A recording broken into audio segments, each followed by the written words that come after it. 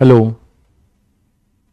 Good evening कौशल, विनय, सभी बच्चों को गुड इवनिंग।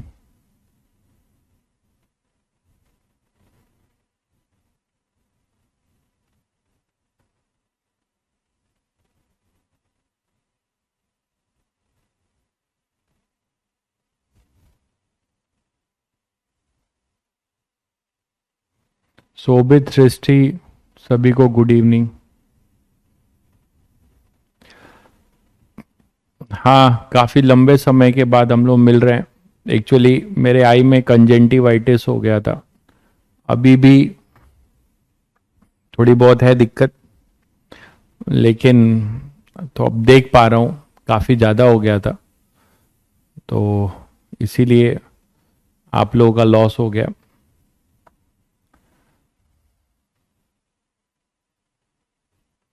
कमेंट्स नहीं आ रहे हैं।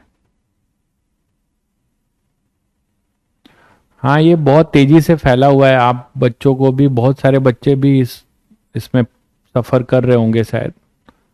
ठीक है, तो हो सकता है लेक्चर थोड़ा स्लो मोड में जाए। मेरी आंखें जो है बहुत फ्लिकरिंग कर रही हैं ना, लाइट के वजह से, लेकिन अब मैं थोड़ा बहुत देख पा रहा हूँ, तो मैंने सोचा क्लास कंटिन्यू करें तो थोड़ा थोड़ा आगे बढ़ेगा। ऐसे ही पीछे हो गए हम लोग जो सोचे थे उसके अकॉर्डिंग। ठीक है, चलिए। तो आप लोगों ने छुट्टियों में क्या किया?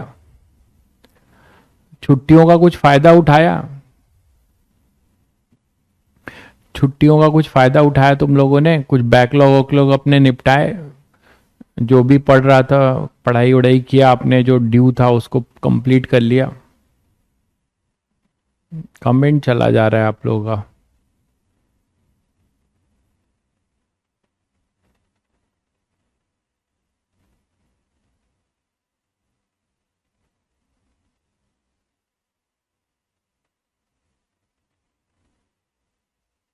ठीक है, कुछ ना कुछ किया है सभी बच्चों ने, ये बहुत अच्छी बात है। तो छुट्टियों में तुम लोगों ने मतलब फुल मक्कारी नहीं की है, कुछ ना कुछ किया है। चलो, ये बहुत अच्छी बात है। पीवाईक्यूज करना शुरू कर दो। पीवाईक्यूज मैं अभी भी बोल रहा हूँ, जितने भी चैप्टर्स हो चुके हैं उन सभी के पीवाईक्यूज निपटाते जाओ, बाद में समय नहीं मिलेगा। ओहो, मुझे याद भी किया आपने। ग्रेट जॉब, बहुत बढ़िया, धन्यवाद। याद तो हम भी कर रहे थे आपको। मतलब आप लोग के साथ नहीं मिलने पे दिन बहुत लंबा लग रहा था। सही मायने में दिन काफ़ी लंबा लग रहा था। 24 घंटे, 48 घंटे पे लग रहे थे। टीचर के साथ यही थोड़ी दिक्कत है, बच्चों के साथ रहने पे दिन पता नहीं चलता है। चलिए फिर करते हैं कहानी शुरू अपनी। तो याद है सभी बच्चों को, हम लोग जो है इंडक्टर पे आ गए थे, और इंडक्टर एक नया करेक्टर आपको मिल चुका था। जैसे कैपेसिटर और रजिस्टर था, उसी तरह आपने इंडक्टर से भी परिचय किया था। इंडक्टर का आपका नेचर थोड़ा बहुत आपको समझ में आया था, जो मैंने आप लोगों को बताया था कि इनिशियली जो है जब उसमें करंट आता है ना, तो due to the rate of change of current बहुत हाई होता है। ठीक है, चेंजिंग बहुत ज़्यादा हाई रहती है, क्योंकि अभी टर्न्स वाइज टर्न जो है उसमें करंट डेवलप हो रहा होता है। तो d I by D T बहुत मैक्सिमम होता है।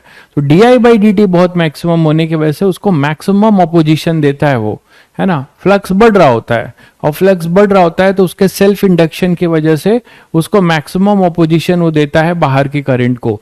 तो एक ईएमएफ लगाता है कितने की? L D I by D T.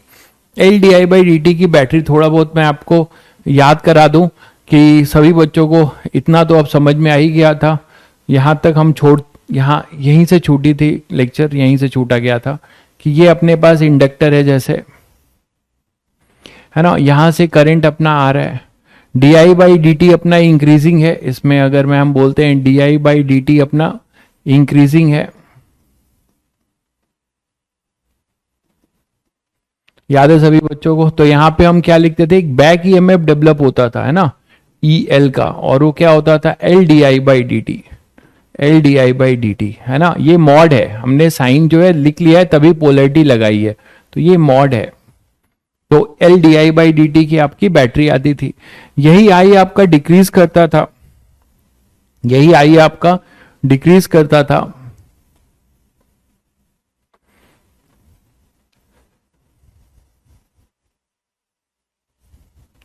तो यही आई आपका अगर डिक्रीजिंग था, D I by D T decreasing था,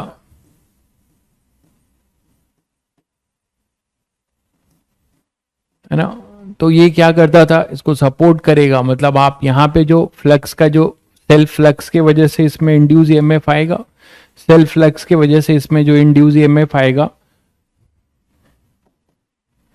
तो यहाँ पे अपना जो ये अपोजिशन होगा ई एल का, वो होगा L D I by D T. याद है सभी बच्चों को? ये हम इसका मॉड लिख रहे हैं क्योंकि पोलैरिटी लगा चुके हैं।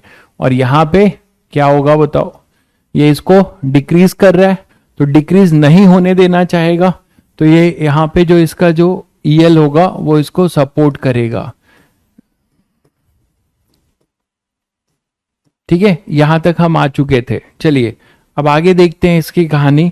अगर इसी को किसी रेजिस्टेंस के साथ, इसी को किसी रेजिस्टेंस के साथ अगर आप कनेक्ट करते हो और एक बैटरी लगाते हो, तो हमारी कहानी शुरू होती है एलआर सर्किट की। जैसे आपने आरसी सर्किट पढ़ा था, तो हमारा आज का टॉपिक यही है, एलआर सर्किट। ठीक है, तो एलआर सर्किट में देखिए पोलैरिटी ऑफ बैटरी कैसे डिसाइड करते हैं। पोलैरिटी हम लेंज लॉ से डिसाइड करते हैं। ये चीज मैंने आपको उस दिन भी समझाई थी, आज थोड़ा सा फिर आपको रिकैप करा दिया। देखिए D I by D T increasing है, फ्लक्स जो आप शायद भूल गए, फाई सेल्फ जो है वो था एल आई, तो ई सेल्फ था minus d phi self by D T, वो होगा minus L D I by D T. तो ये माइनस साइन ही आपको बैटरी के बारे में बता रहे कि अगर ये इंक्रीजिंग होगा तो ई सेल्फ नेगेटिव होगा, अगर ये डिक्रीजिंग होगा तो नेगेटिव नेगेटिव ये पॉजिटिव होगा, जैसे यहां पर है। ठीक है, तो इस तरीके से इजिली हम करते हैं। ये मैंने आपको पिछले लेक्चर में भी काफी समझाया था।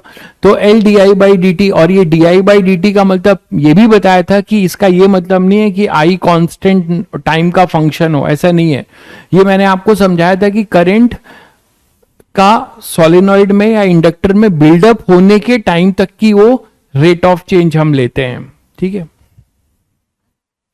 तो यहां पे जैसे ये इंक्रीजिंग है तो ये चीज पॉजिटिव है ना, तो ये पॉजिटिव है तो ई सेल्फ नेगेटिव होगा, मतलब इस आई को क्या करेगा, अपोज करेगा। इसकी पोलैरिटी देखिए मैंने अपोज वाली बनाई है। यहां D I by D T decreasing है, तो नेगेटिव और नेगेटिव क्या हो जाएगा, पॉजिटिव। इसका मतलब आई एस, ये जो इसका जो इंड्यूस ईएमएफ होगा वो इस आई को क्या करेगा, सपोर्ट। तो इसके अकॉर्डिंग बनाया है, यही था। तो एलआर सर्किट देखिए, एलआर सर्किट में क्या हो रहा है, एक सिस्टम लेते हैं, मान लीजिए हमारे पास एक बैटरी है,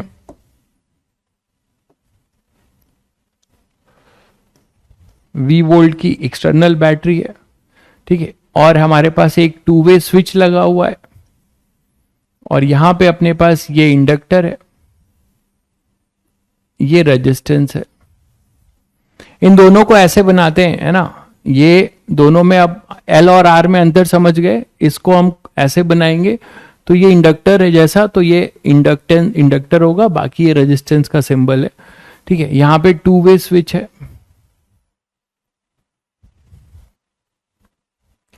अब यहां पे आपने एक स्विच लगाया है, तो कहानी ऐसी है कि t इक्वल टू 0 पे आपने इसको क्लोज कर दिया है। t इक्वल टू 0 पे ये स्विच अपना अभी इधर क्लोज्ड है। t इक्वल टू 0 पे स्विच अपना क्लोज किया करेंगे, और फिर इसको यहां पे ले आएंगे ना।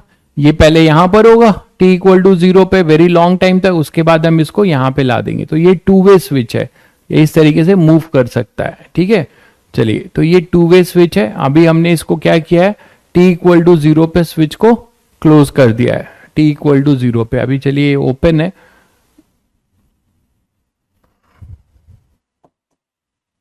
तो ये अपना 1 है,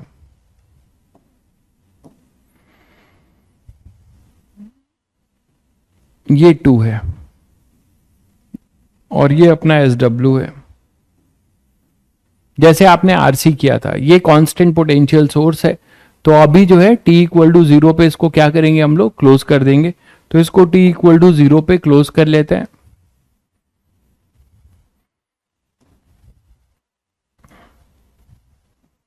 तो t इक्वल टू 0 पे हम इसको क्लोज करेंगे। Before t equal to 0 switch is open, ये तो सबको दिख ही रहा होगा, ठीक है। तो before t equal to 0 switch is open, तो ये अपना अभी ओपन था, अब इसको हम क्लोज कर देंगे, तो इसको क्लोज कर दीजिए।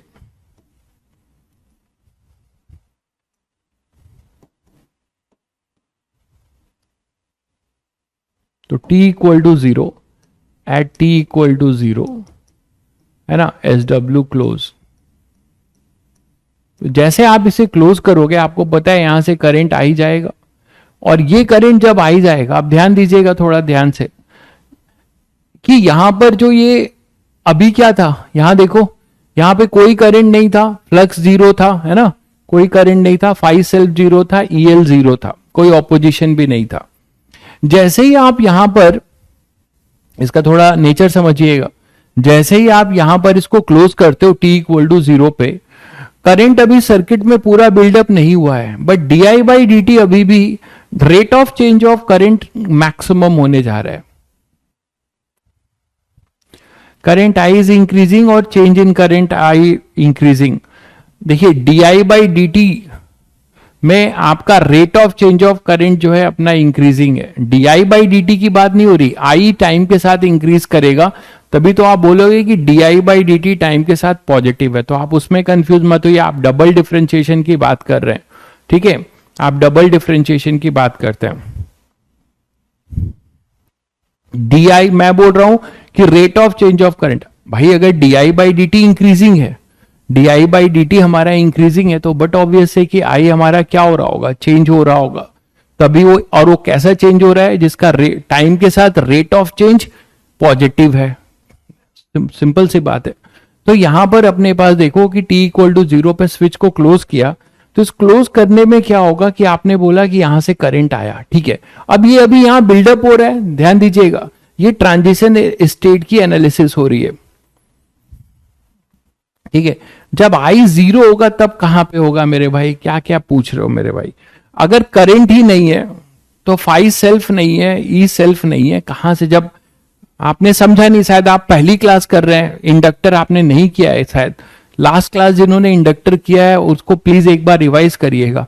इंडक्टर में मैंने बताया था कि भाई ये कहानी वहां तक की है कि जैसे ये इंडक्टर है, ठीक है, अब ये चीज रिपीट करा रहे हो, ये करंट इसमें आया, ये करंट आया, फिर इसमें आया, तो जैसे जैसे करंट आएगा मैग्नेटिक फील्ड इसमें स्टैब्लिश हो जाएगी, और धीरे धीरे जैसे जैसे टर्न्स बढ़ेंगे मैग्नेटिक फील्ड की इंटेंसिटी बढ़ती जाएगी, और मैग्नेटिक फील्ड की इंटेंसिटी बढ़ती जाएगी तो फाई सेल्फ हमारा बढ़ता जाएगा, और फाई सेल्फ बढ़ता जाएगा तो फाई सेल्फ के बढ़ने से हमारा क्या होगा कि यहां पर एक ई सेल्फ आ जाएगा, ई सेल्फ जो लेंज लॉ को फॉलो करेगा, ई सेल्फ ऐसा होगा जो इसको बढ़ने नहीं देगा, तो ई सेल्फ के वजह से यहां पे B due to E self आएगा, है ना, इसके अपने वजह से ये इसको अपोज करेगा ना, तो इसके वजह से अपने पास ई सेल्फ कैसा लगेगा, ई सेल्फ अपना ऐसा लगेगा जिससे कि ये इस एक्सटर्नल करंट वाले मैग्नेटिक फील्ड को अपोज करे, इसका मतलब आई इंड्यूस इसमें कैसा होगा, आई इंड्यूस ड्यू टू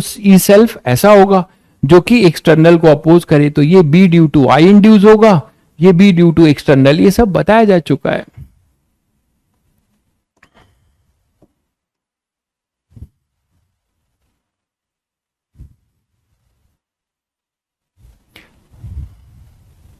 क्या लिखा है आगे वाली स्लाइड में, di by D T increasing लिखा है, तो क्या दिक्कत है इसमें, di by D T increasing लिखा है तो इसमें क्या दिक्कत है, देखो आप I जो है हमारे पास क्या मैंने लिखा है, मैंने लिखा है कि di by D T increasing, तो क्या दिक्कत है आपको, di by D T increasing है, इसका मतलब I ऑब्वियसली इंक्रीजिंग है, तो भी तो di by D T increasing है, इसमें क्या दिक्कत है आपको, उसी के वजह से यहां पे देखिए di by D T increasing है, मतलब di by D T positive है, तो जब ये पॉजिटिव है तो EL नेगेटिव होगा, मतलब ये इसको अपोज कर रहा है, इसमें क्या दिक्कत है आपको, शायद क्लियर हो गया होगा। अब यहां पे आ जाइए, तो ये अपने पास जो एनालिसिस है t इक्वल टू 0 पे ये I है, तो सभी बच्चों को पता है कि यहां पे मैक्सिमम ऑपोजिशन होगा, अभी मैं इसको आप मैथ से भी समझ सकते हैं, यहां पे एक बैटरी आएगी सेल्फ, धीरे धीरे इसमें I डेवलप होगा और उसके वजह से ई सेल्फ ऑपोजिशन होगा, यहां एक बैटरी लगेगी EL की और वो कितना होगा यहां साइन नहीं लिखेंगे, साइन आपने यहां दे दिया है, वो होगा L D I by D t. ये मॉड है, हमेशा मॉड आप लिखेंगे L D I by D T और साइन आप अपने से एज्यूम करेंगे। आ रहा है भाई कमेंट आपका वंश, ठीक है। तो L D I by D T आ गया। अब मान लीजिए किसी टाइम ये जीरो की बात नहीं है, ये टी इक्वल टू टी की बात है। मैंने बोला कि let at T equal to t, 10 diagram नहीं बना रहा हूं, इसी में बता रहा हूं, at T equal to zero switch is close. अब मानते हैं कि let at T equal to t, जो करंट सर्किट में है वो आई है, current in the circuit is I, ठीक है, current in the circuit is I. Clear है। अब बस केवीएल लगा दो, जैसे लगाते हो तो केवीएल लगाओगे तो बाई केवीएल आपको लीनियर डिफरेंशियल इक्वेशन मिलेगी, माइनस से प्लस तो v, फिर इधर आ गए आप बैटरी को क्रॉस कर रहे हैं, देखिएगा ध्यान से, बैटरी को जब आप क्रॉस कर रहे हैं तो आप पॉजिटिव से नेगेटिव क्रॉस कर रहे हैं तो ड्रॉप होगा, तो लिखेंगे minus L D I by D T. ऐसे ही करिएगा। बाकी कुछ बच्चे क्या करते हैं, साइन लगा के करते हैं, उनको बहुत कंफ्यूजन होता है। वो क्या करेंगे, यहां पे साइन वाला बैटरी लगा चुके हैं, मतलब साइन के अकॉर्डिंग पोलैरिटी लगा चुके हैं, और फिर वो यहां माइनस लिख देंगे। तो फिर यहां का जब वो केवीएल लगाएंगे तो यहां पे क्या होगा, प्लस से माइनस, तो माइनस माइनस फिर वो यहां पॉजिटिव लिख देंगे, ये गलती हो जाती है। तो whenever you are just applying EL, जब आप ईएल लिख रहे हो तो ईएल को जो है मॉड के साथ लिखो, लेकिन बैटरी जो लगा रहे हो उसमें आप साइन पोलैरिटी डिसाइड करके लगा लो। और केवीएल में अपने आप जैसे हायर पोटेंशियल से लोअर पोटेंशियल पे गए तो ड्रॉप होगा, अकॉर्डिंगली कर दो। तो वही मैंने किया है, प्लस से minus L D I by D t minus I R equal to zero. ये किसी time t equal to t पे है, at T equal to t, इसमें हमने ये केवीएल इक्वेशन लिख दी। तो सभी बच्चों को एडवांस टेस्ट सिलेबस आपका एडवांस टेस्ट कब है भाई? मुझे अभी मैं थोड़ा अभी डिस्कनेक्ट हो गया था। एडवांस टेस्ट सिलेबस आपका मुझे नॉलेज में नहीं है, होगा तो अभी पेपर बनाना ही होगा मुझे, तो बता दूंगा, ठीक है। एडवांस का सिलेबस क्या रहेगा, वही मैग्नेटिज्म तो आपका एक बार आ चुका है, सितंबर 3 को है, ओके, सितंबर 3 को है। मैग्नेटिक फील्ड तो रहेगा ही पूरा, मैग्नेटिक फील्ड पूरा रहेगा, ठीक है। अगले हफ्ते है ना, कल बता दूंगा टेस्ट सिलेबस। मैग्नेटिज्म पूरा रहेगा, मतलब मैग्नेटिक फील्ड प्लस मैग्नेटिज्म और इंडक्शन ईएमआई भी रहेगा, ईएमआई भी खत्म होने को है लगभग। तो v minus L D I by D T equal to I R. अब ये लीनियर डिफरेंशियल इक्वेशन है, जैसे आप आरसी सर्किट में सॉल्व करते थे, तो हम क्या करेंगे, v माइनस आई आर। ये आपके लिए बिल्कुल नया है, नहीं है, ये सब आपने आरसी में जैसे किया था वैसे ही है। लीनियर डिफरेंशियल इक्वेशन है, वेरिएबल सेपरेट कर लो, वेरिएबल सेपरेट करोगे तो डी आई अपॉन में v माइनस आई आर, है ना, is equal to L d t. इसको आप इंटीग्रेट कर लो। अब बाउंड्री कंडीशन देखना, बाउंड्री कंडीशन, तो यहां पर अपने पास आएगा t इक्वल टू 0, और t इक्वल टू 0 पर ध्यान से देखो तो हमारे पास कोई भी करंट नहीं था, t इक्वल टू 0 पे करंट अपने पास नहीं था, ठीक है। अभी तो आपने स्विच को क्लोज किया था जस्ट ना, तो यहां पर अपने पास ये 0 होगा। किसी जनरल t पे करंट अपने पास i होगा, हमें यही i as a function of time चाहिए था, तो ln v minus I R 0 से i, ठीक है। और यहां पे आ जाएगा माइनस आर, कोफिशिएंट को आप डिवाइड करोगे, is equal to L t. तो यहां से फिर सिंप्लीफाई कर लोगे, नेक्स्ट पे ले लेते हैं, तो ये आ जाएगा अपने पास कितना, ln v minus I R, limit put कर रहा हूं, अपॉन में v is equal to minus R L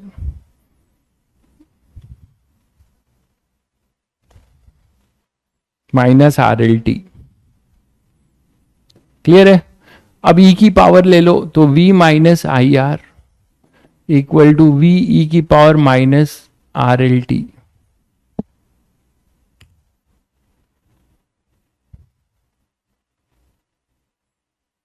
तो अपने पास आ जाएगा आई की वैल्यू आ जाएगी, v कॉमन ले लेना, 1 माइनस ई की power minus R L t और अपॉन में r, ये कॉमन आ जाएगा।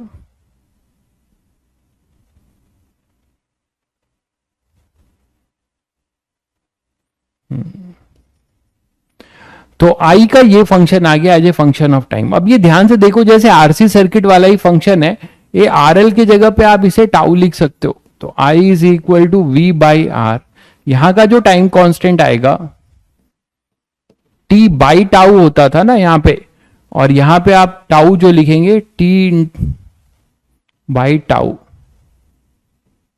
अगर टाउ लिख रहे हैं तो टाउ अपने पास ऐसे लिख रहे हैं अगर, ठीक है, ध्यान दीजिएगा, उसी के साथ कंपेयर कर रहे हैं अगर आप, तो टाउ को आप क्या लिखेंगे फिर, 1 अपॉन टाउ एक तरीके से हमने लिख दिया है आर एल।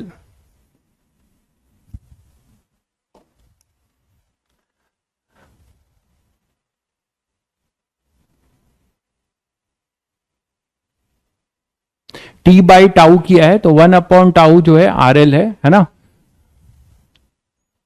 एल डिनोमिनेटर में होगा, अच्छा एल डिनोमिनेटर में होगा,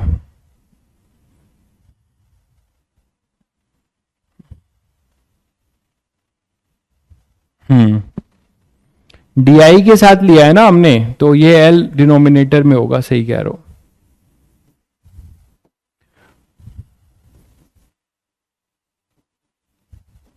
तभी वो अटपटा सा आ भी रहा था।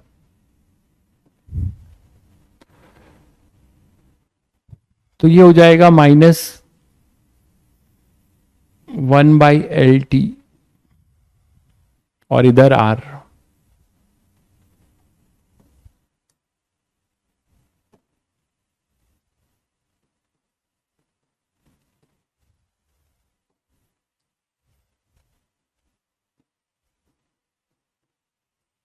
ठीक है, अब देखो इसको 1 अपॉन टाउ करोगे तो टाउ हो गया एल बाई आर, टाउ हो जाएगा अपने पास 1 अपॉन टाउ से कंपेयर कर दो तो आर बाई एल, तो टाउ कितना हो जाएगा एल बाई आर। तो जो अपना time constant L R circuit का आएगा वो आ जाएगा एल बाई आर। ठीक है, दूसरा फॉर्म आपको मिला जो इंपॉर्टेंट है वो ये कि एल आर सर्किट में current as a function of time, current as a function of time ये होगा v by R 1 minus E की power minus v by R 1 minus E की power minus R by L T. ये clear है सभी बच्चों को? Clear है सभी बच्चों को? भाई याद किसी को नहीं रहता, आप प्रैक्टिस करिए, ठीक है, आप प्रैक्टिस करिए और कोई चारा नहीं है, याद किसी को भी नहीं रहता। कोई भी नई चीज आप सीखते हैं तो पुरानी भूलते हैं, बट उसको बार बार जब देखते हैं तो हैबिचुअल हो जाते हैं, बार बार प्रैक्टिस करते हैं, और कोई चारा नहीं है। v by R 1 minus E की पावर माइनस आर बाई, हाँ फिजिक्स में एक प्लस पॉइंट है कि आप समझ के पढ़ेंगे तो कम याद करना पड़ेगा, आप कम भूलेंगे। भाई सर्किट में इसको क्यों यूज करते हैं एलआर सर्किट का, अब मैं इसको आपको इसका एप्लीकेशन तो बहुत नहीं बता सकता, ठीक है, कुछ कुछ बता दूंगा जो अपने कोर्स में। ये आगे जितने भी आप अगर इलेक्ट्रॉनिक्स आईआईटी में, तो हमारा इलेक्ट्रॉनिक्स इंजीनियरिंग का कोई मतलब नहीं है, सभी आईआईटीज में है भी नहीं, पहले आईआईटी खड़गपुर में था, इलेक्ट्रिकल मेन था, उसमें आप पावर सिस्टम पढ़ेंगे, जितने भी आपके इलेक्ट्रॉनिक्स डिवाइसेस है उसमें इंडक्टर का बहुत बड़ा रोल है। तो सर्किट में क्यों यूज करते हैं वो आपको आगे पता चलेगा, अभी कैसे यूज करते हैं ये जान लीजिए। ठीक है, तो हमारे पास टाउ हो जाएगा L by R, this is called time constant of L R circuit. ये अपने पास हो जाएगा टाइम कांस्टेंट, सब मिलता जुलता है तो आपको बहुत दिक्कत नहीं होगी। Constant of L R circuit, L R series है ना, स्टैंडर्ड सर्किट पढ़ रहे हैं, एल आर सीरीज सर्किट पढ़ रहे हैं हम लोग। जैसे आरसी सर्किट में टाउ क्या होता था, टाउ इक्वल टू आरसी, ठीक है, tau equal to RC. School में प्रैक्टिकल शुरू हो गया है, बहुत अच्छी बात है, इन सब का कोई प्रैक्टिकल नहीं है आपके स्कूल लेवल पे। स्कूल लेवल पे पोटेंशियोमीटर, मीटर ब्रिज जो आप पढ़ चुके हो उसको अब आप करोगे तो आपको और समझ में आएगा। क्लियर है सभी को?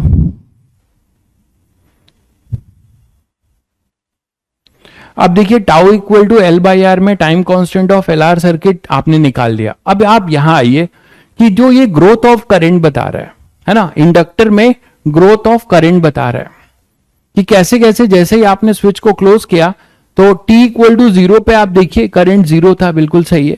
बट इसका रेट ऑफ चेंज की बात करिए, जो आप एक बच्चा पूछ रहा था उसको कंफ्यूजन था, वो धीरे धीरे यहां देख ले कि अगर आप रेट ऑफ चेंज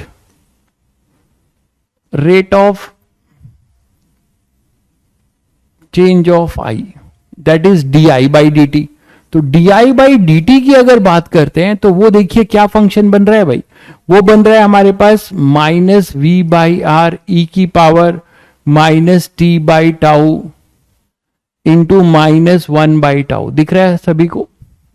तो डी बाई डी टी आपको क्या मिलता है, डी बाई डी टी आपको मिलता है और टाउ को आप लिख देंगे कितना, एल बाई आर। तो अपने पास ये L by are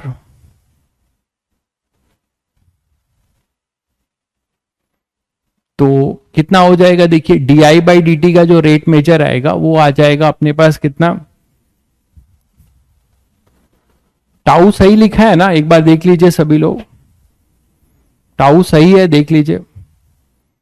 are by L को हमने 1 अपॉन टाउ लिखा है ना नीचे, तो रेसिप्रोकल लिया है 1 अपॉन टाउ को आर बाई एल, तो टाउ हो गया एल बाई आर, तो ये ठीक है। तो यहां पे अगर आप इसको करेंगे तो ये माइनस माइनस प्लस हो जाएगा, v बाई आर टाउ ई की power minus T by tau.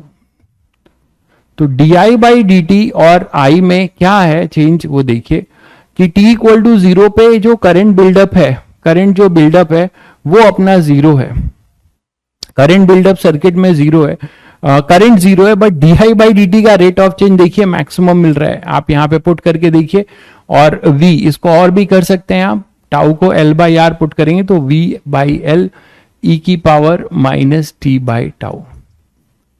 दिख रहा है आपको? तो आप यहीं से देख रहे हैं कि इसको और इधर करिए तो L D I by D T जो इंड्यूस ईएमएफ की कहानी बताता है वो होगा ई की v ई की power minus T by tau. और यही तो यार ई सेल्फ है, ई सेल्फ है, मॉड वैल्यू जो आपको बता रहा है ई सेल्फ, बैक ईएमएफ जिसको बोल रहे हो v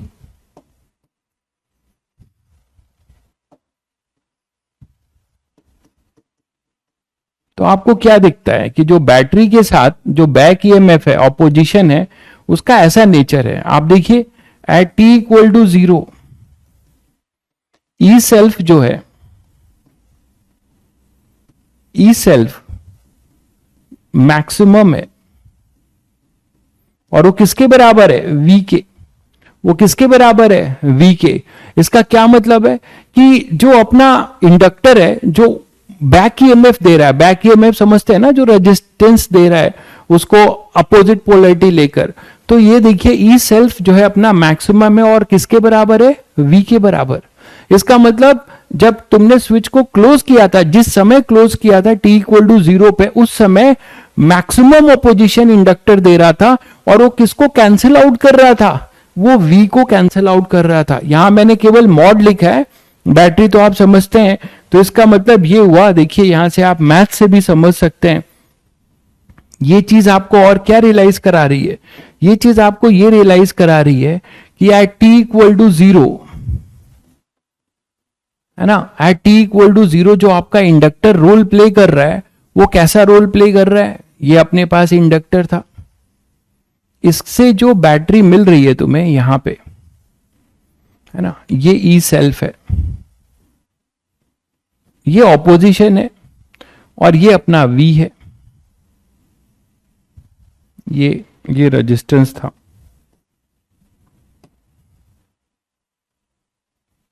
तो आप देखो कि करंट 0 क्यों है, क्योंकि नेट ईएमएफ सर्किट का 0 है ना, यहां पे I 0 है, ये t इक्वल टू 0 की कहानी है। But D by D T 0 नहीं है, D by D T maximum है, ठीक है।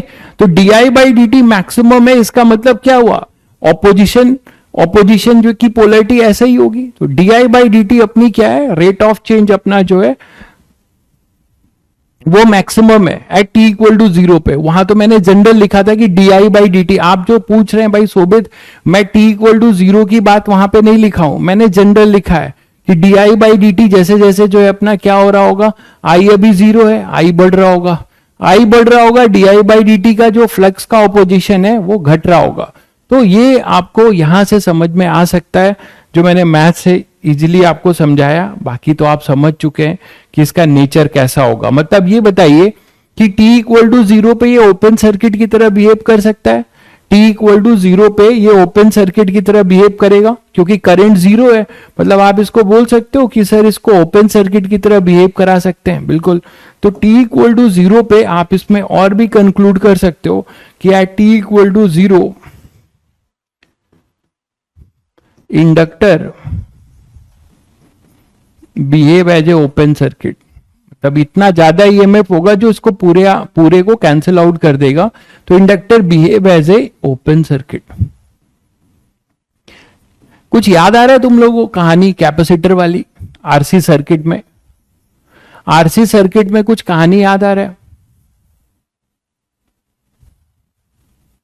ठीक है, आपको कुछ आरसी सर्किट नजर आता है? आरसी सर्किट याद आता है कि capacitor t equal to zero पे मैक्सिमम चार्ज, उसके पास पोटेंशियल जीरो था और चार्ज जीरो था, तो मैक्सिमम चार्ज को आने दे रहा था, है ना। और इनफाइनाइट टाइम में वो फुली चार्ज हो गया था, तो क्या हुआ था, फर्दर चार्ज नहीं आने दे रहा था, तो ओपन सर्किट। तो यहां उल्टी कहानी है, यहां उल्टी कहानी है, मानते हैं? यहां पे कहानी उल्टी है कि टी इक्वल टू जीरो पे इंडक्टर जो है ओपन सर्किट की तरह काम कर रहा है। अच्छा, अब ये देखते हैं कि इसका ऑपोजिशन कब बंद हो जाएगा, इसका ऑपोजिशन कब बंद हो जाएगा, इसका ऑपोजिशन कब बंद हो जाएगा, आप ये जरा चेक करके बताओ। अच्छा, t इक्वल टू जीरो पे करंट जीरो था, इसमें मैक्सिमम करंट कब आया, उस पर आप बात करते हैं। आई की जो एक्सप्रेशन है उसकी और एनालिसिस करें तो आपको और भी चीज मिलेगा। ये था, तो अगर आई की मैक्स वैल्यू देखो वो होगा V बाई आर। इससे तुम्हें क्या समझ में आता है कि जिस पूरे सर्किट में मैक्सिमम करंट जब बिल्डअप हो चुका होगा तो इंडक्टर भाई का औकात खत्म हो चुका होगा। क्योंकि अगर इंडक्टर भाई अगर रहते तो EL भी रहता, EL भी रहता, है ना। EL तो यहां पे नहीं है, आई मैक्स में केवल V दिखता है, E सेल्फ का कोई भी रोल नहीं दिखता। तो एट इंफिनिटी, है ना, at t tending to infinity, at t tending to infinity, ये जो कहानी हो रही है at कब हो रही है, at t tending to infinity। तो इंफिनिटी टाइम में मतलब वेरी लॉन्ग टाइम, फिजिक्स में ये भाषा अब आपके लिए नई नहीं है। at t tending to infinity that is very long time. Opposition जो है बंद हो चुका होगा, ऑपोजिशन बंद हो चुका होगा, सर्किट में कांस्टेंट करंट आ चुका होगा, कितना, V बाई आर, मतलब D I by D T zero हो चुका होगा। आप इस चीज को यहां से भी समझ सकते हैं। यहां देखिए, इससे समझिए, at t tending to infinity पे ई सेल्फ जीरो आ रहा है, आप देखिए, है ना। ई सेल्फ की जो वैल्यू अभी हम लोगों ने लिखी थी V e की power minus T by tau, यही लिखा था। तो इसको आप दोनों एस्पेक्ट से समझ सकते हैं। ई सेल्फ अभी आपने लिखा, ई सेल्फ जो अपना था वो क्या था, V e की power minus T by tau, यही था। तो आप देखो कि at t tending to infinity पे यहां से भी समझ सकते हो कि at t tending to infinity E self zero हो रहा है, ई सेल्फ जीरो हो रहा है, मतलब नो ऑपोजिशन, कोई ऑपोजिशन नहीं होगा। इसका और क्या मतलब है, इसका और क्या मतलब है बताइए जल्दी, इसका और क्या मतलब है? इसका और मतलब यह है कि पूरा जो करंट बिल्डअप हो रहा था, current as a function of time धीरे धीरे बिल्डअप हो रहा था, और करंट के चेंज होने से फ्लक्स चेंज हो रहा था एक्सटर्नल, तो उसके वजह से मैग्नेटिक फील्ड जो थी जिस कॉइल में, इंडक्टर में करंट जो चेंज हो रहा है उसके वजह से फाई सेल्फ चेंज हुआ, तो उसके वजह से ई सेल्फ आ रहा था। लेकिन एक ऐसा टाइम आया जब पूरा कांस्टेंट करंट बिल्डअप हो गया। तो जब पूरा कांस्टेंट करंट इंडक्टर में बिल्डअप हो गया तो उसका ऑपोजिशन, उसका जो ऑपोजिशन है जो D I by D T पे डिपेंड करता है, वो अपना क्या हो गया, जीरो हो गया, क्योंकि D I by D T नहीं है, ई सेल्फ नहीं है। तो यहाँ पे आप देख रहे हैं कि ई सेल्फ जीरो है। इससे आप इन दोनों से समझ सकते हैं कि I max V by R हुआ है। इसका मतलब इसकी कोई जरूरत नहीं है। इंडक्टर कैसा बिहेव करेगा, यहां से आप ये चीज बता पाओगे कि in a very long time, after a very long time,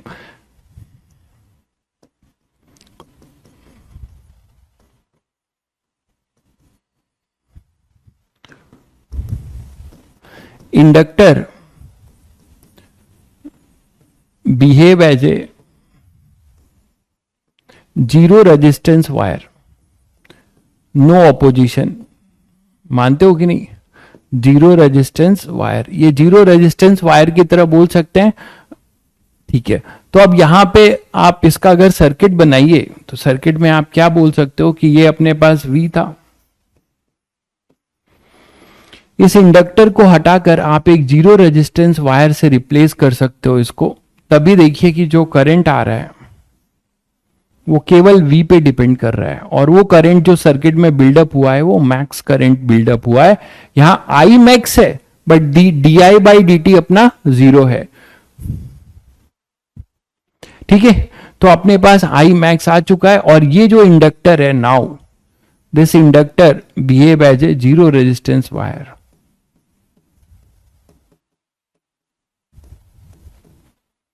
zero resistance wire, ठीक है। तो ये जीरो रेजिस्टेंस वायर की तरह, तो ठीक उल्टा कहानी है। The role of inductor is totally opposite to the capacitor. मानते हो कि नहीं? तो रटने का नहीं है, समझने का है, ठीक है। इंडक्टर में जो है जीरो इनफाइनाइट टाइम में वो फुली चार्ज हो जाता था, उसका पेट भर जाता था, तो चार्ज वो ओपन सर्किट कर देता था, फर्दर चार्ज नहीं आने देता। ये भाई साहब का क्या है, इन्होंने ऑपोजिशन, तो ऑपोजिशन करते करते क्या हो रहा है कि जब कांस्टेंट करंट बिल्डअप हो जा रहा है तो इनका ऑपोजिशन खत्म हो जा रहा है पूरा। क्यों ऐसा होगा, समझ रहे हो सब लोग? कि ये जो इंडक्टर है, इस इंडक्टर में ये जो इंडक्टर है अपना, तो अगर इसमें करंट का जो ये धीरे धीरे जो ये करंट आपका चेंज हो रहा था, इसमें जो ये बी है, अब ये बी जो है आपका यूनिफॉर्म हो गया, है ना। आई जो है कांस्टेंट हो गया, बी यूनिफॉर्म हो गया, तो फाई भी कांस्टेंट हो गया, तो ई अपना क्या हो जाएगा, जीरो। डी मतलब d phi by D t, ये जो आपका है ये जीरो हो जाएगा। तो यही कहानी है। तो ऐसा कब हो रहा है? At a very long time, at a very long time ऐसा हो रहा है। तो आपने दो नेचर समझा, क्या कि at T equal to zero inductor behave as a open circuit, at a very long time inductor behave as a zero resistance wire. Reason उसका आपको पता है। तो अब यहां से आपने इन चीजों को, तभी देखिए करंट आई मैक्स की वैल्यू कितनी आ रही है, आई मैक्स की वैल्यू कितनी आ रही है, V बाई आर। सीधे सीधे आई मैक्स यहां पे क्या आ रहा है, V बाई आर। चाहे सभी को क्लियर हो गया?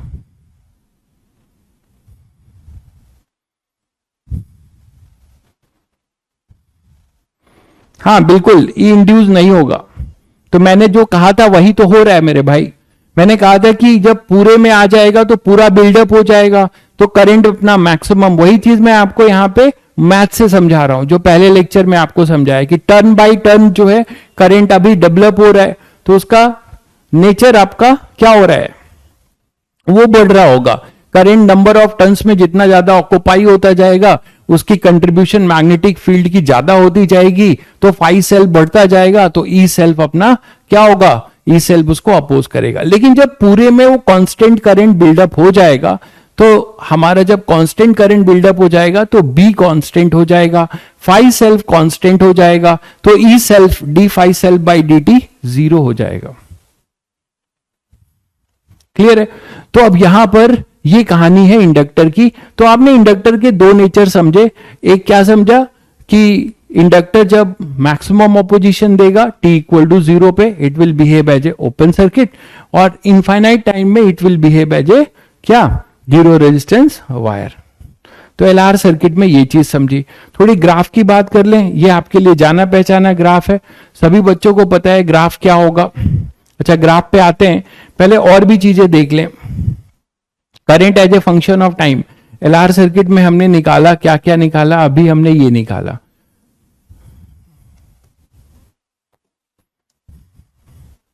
आई निकाल लिया हमने, V by R 1 minus E की power minus T by tau, जिसमें टाउ की वैल्यू सभी बच्चों को पता है एल बाई आर है। ठीक है, अब आपसे बहुत कुछ पूछा जा सकता है, ये as a function of time है। ठीक है, तो आपसे क्या पूछा जा सकता है, आपसे पूछा जा सकता है कि बताइए रेजिस्टेंस में voltage drop as a function of time, V R. V R क्या होगा, वो होगा आई इंटू आर। और क्या होगा, तो आई इंटू आर करोगे तो क्या हो जाएगा, वी 1 माइनस ई की power minus T by tau. ये है voltage drop across the register, है ना। और बाकी ई सेल्फ तो मैंने आपको बता ही दिया, E self L D I by D T, वो मैंने आपको बता ही दिया कि इंडक्टर में जो ई सेल्फ होगा, ये तो मैं आपको बता चुका हूं। ये देखिए ई सेल्फ जो होगा वो कितना होगा, L D I by D t, ये हम निकाल चुके हैं, वो होगा वी ई की power minus T by tau. तो ई सेल्फ जो होगा,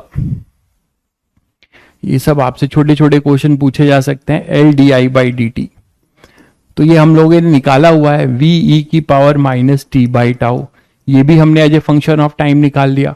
ये क्लियर है सभी बच्चों को। अब देखो इसमें क्या पूछा सकता है कि कितना चार्ज फ्लो हुआ, किसी मान लो वन टाइम कांस्टेंट में कितना चार्ज फ्लो हुआ, निकाल लोगे, तो charge flow as a function of time. ठीक है, आपसे ये भी पूछा जा सकता है कि चार्ज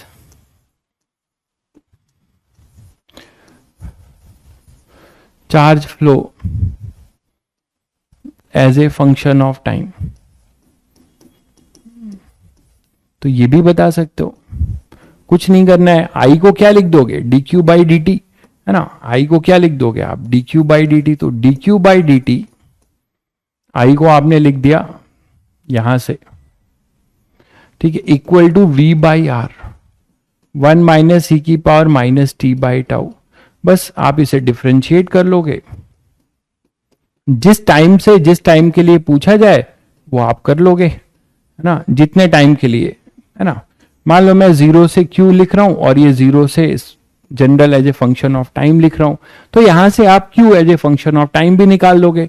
हो सकता है तुमसे पूछे कि वन टाइम कांस्टेंट में बताओ एलआर सर्किट में कितना चार्ज फ्लो हुआ, तो वो आप ग्रोथ ऑफ करंट, अभी हम जो एलआर सर्किट का जो स्टेज डिस्कस कर रहे हैं, है ना, 2 स्टेज में हम लोग डिस्कस करेंगे, तो एलआर सर्किट में बेटर है मैं लिख दूं, यहां पे जो हम डिस्कस कर रहे हैं ये ग्रोथ ऑफ, पहला केस डिस्कस कर रहे हैं ग्रोथ ऑफ एलआर सर्किट का, हम कौन सा पार्ट कर रहे हैं, ग्रोथ ऑफ करंट। तो ग्रोथ ऑफ करंट हम लोग डिस्कस कर रहे हैं अभी, और एक करेंगे फिर डीके ऑफ करंट, जिसमें कि जैसे वहां पे आरसी सर्किट में चार्जिंग और डिस्चार्जिंग होता था, वैसे ही एलआर सर्किट में ग्रोथ ऑफ करंट होगा और फिर डीके ऑफ करंट होगा। तो ये ग्रोथ ऑफ करंट है। ठीक है, चलिए, तो आप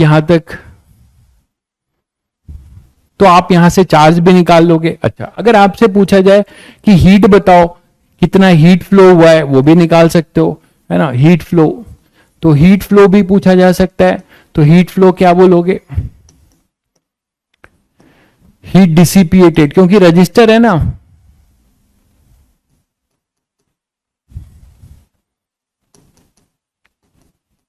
एक क्रॉस रेजिस्टेंस,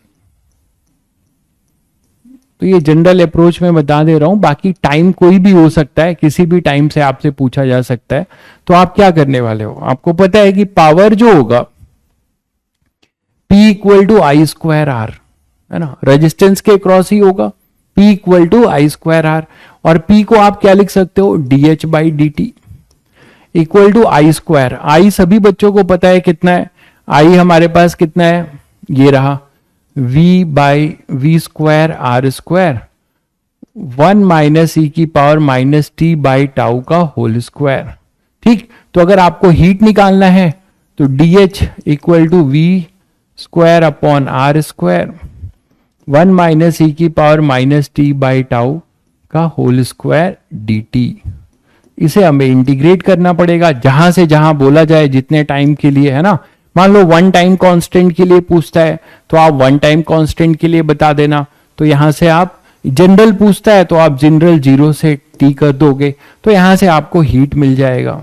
तो ये सारी चीजें आपसे पूछी जा सकती हैं। आप यहाँ पे लिमिट आप डालिएगा, half of the time constant, है ना, इनटू आर होगा।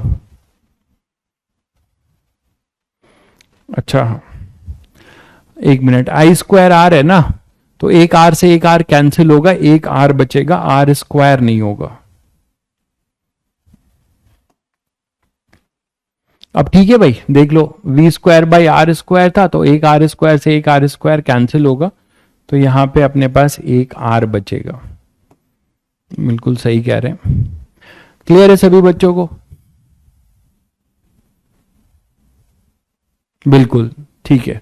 तो इस तरीके से आप हीट भी निकाल सकते हो, ठीक है। तो ये सारे क्वेश्चंस आपके बहुत फ्रिक्वेंट हैं जेई मेंस, जेई एडवांस के लिए। अब इसी में मैं अगर आपसे पूछूं एक क्वेश्चन बना के कि maximum rate of change of energy, energy पे भी आएंगे तो उस पर बात करेंगे। अभी मैंने आपको हीट डिसिपेशन बताया। पावर पूछेगा तो आप पावर भी बता सकते हो। पावर अगर केवल पूछेगा तो आप क्या कर सकते हो, आई स्क्वायर आर। हो सकता है आपसे एवरेज पावर पूछ ले, एवरेज पावर, बहुत सारे क्वेश्चन बन सकते हैं। Average power in LR circuit, तो क्या करोगे एवरेज पावर के लिए? पी एवरेज क्या करोगे? मैंने आपको पी इंस्टेंटेनियस आपको लिखना आता है। अब पी इंस्टेंटेनियस क्या होगा, आई स्क्वायर आर, और आई क्या होगा, V by R, 1 minus E की power minus T by tau का होल स्क्वायर, और ये हो जाएगा दिस वन इंटू आर। तो पी इंस्टेंटेनियस तो तुम्हें पता है, as a function of time क्या हो जाएगा, V square by R, 1 minus E की power minus T by tau का होल स्क्वायर। मिल गया तुम्हें?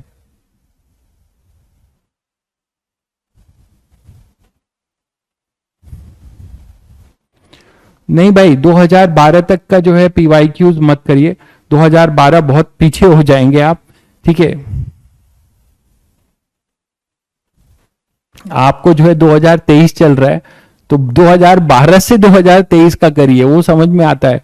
आप 2012 तक करेंगे तो वो थोड़ी सी अजीब बात हो जाएगी। जब से एनटीए आया है उसके पैटर्न वाले तो पीवाईक्यू जरूर करिए, है ना।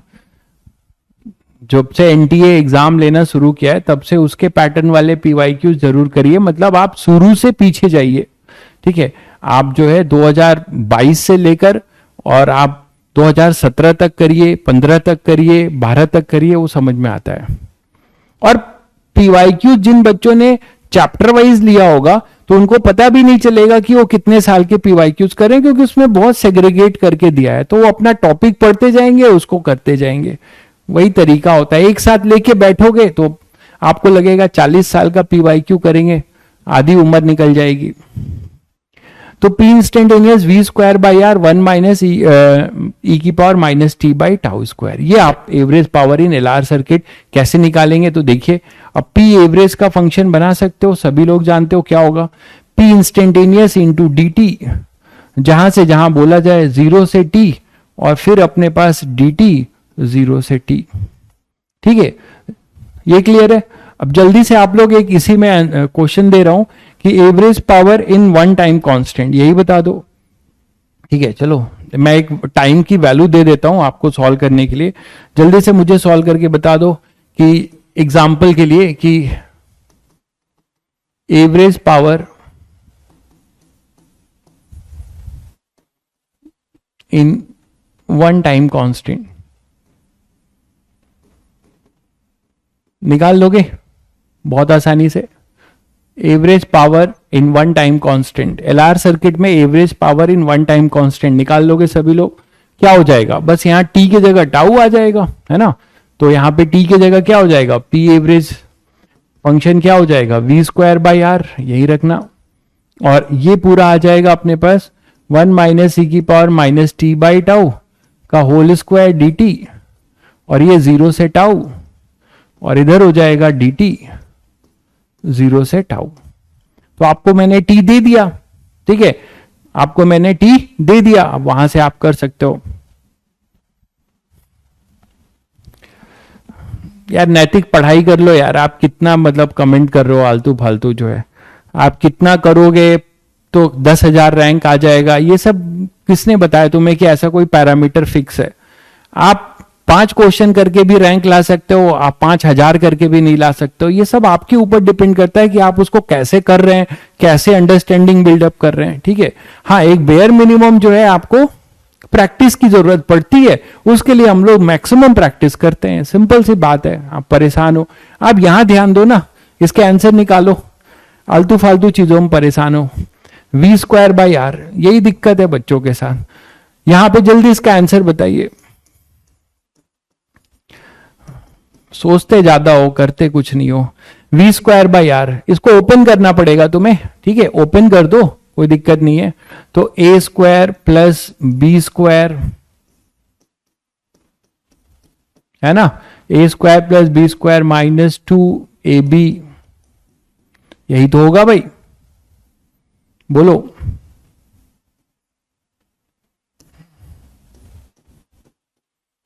और ये तो dt का टाउ मैंने यही लिख दिया, चलो ठीक है। अब आप इसको पूरे को आपको इंटीग्रेट करना पड़ेगा, इस पूरे फंक्शन को 0 से टाउ अलग अलग करके कर लो, आसान इंटीग्रेशन है, कर लोगे।